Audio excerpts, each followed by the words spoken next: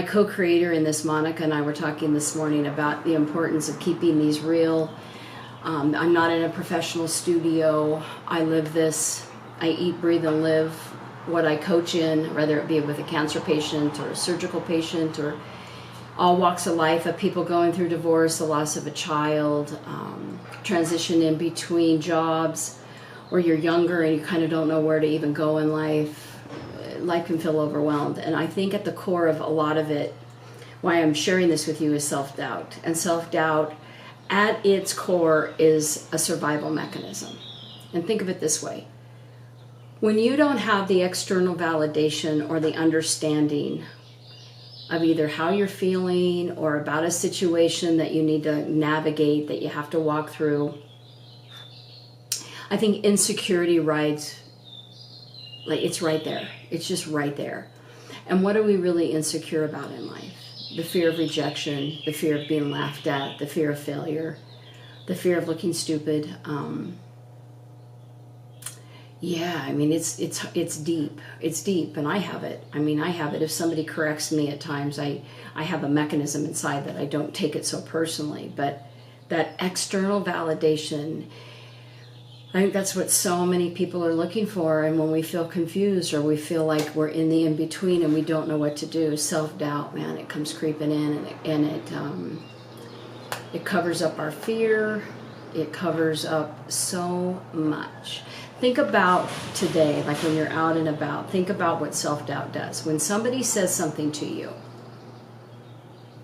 and they're challenging you, whether it's at work and it's a work assignment and you've never done it before, and your boss says, hey, I need you to take on this assignment, and you go, shit, I don't know what to do.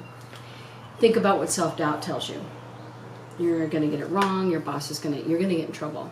You're going to get in trouble. I'm going to use a real life analogy. I was working with a client yesterday, and she's a nurse. And this respiratory therapist was working on a baby. Oh, take this out, Monica. I will. I just want to give you like some real life scenarios. You know, like let's just say you're in a critical situation, a critical care situation.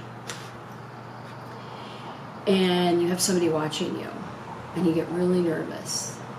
That's your self-doubt. It's the self-doubt that I'm going to get it right, that this person watching me is going to judge me, is going to reject me, is going to tell me you're not good, you got to go. So self-doubt is this mechanism that really does try to protect us. Because when you shrink and you go in and you say, I can't do it, I don't know. How many times have somebody asked you, like people say, I don't know how to do that. I don't know what to do. I don't know what to do. And my famous line in life is, what if you did? What if you did? Because that helps self-doubt uncover itself. It stops it in its tracks. And every video is about coming back to yourself, about coming back to a place inside that just knows, it gets it. And then it becomes not so invested in the external validation, it becomes invested in your own internal validation of realizing nothing really bad is going to happen if you get rejected. So this video is a little bit longer, and here's why. I want you to think about hunting and gathering again. Always goes back to the caveman days. I want you to think about this. If you left the cave and you didn't bring back food, you didn't get the kill, you were rejected. You were left outside the cave. You were worthless to the tribe, and you died.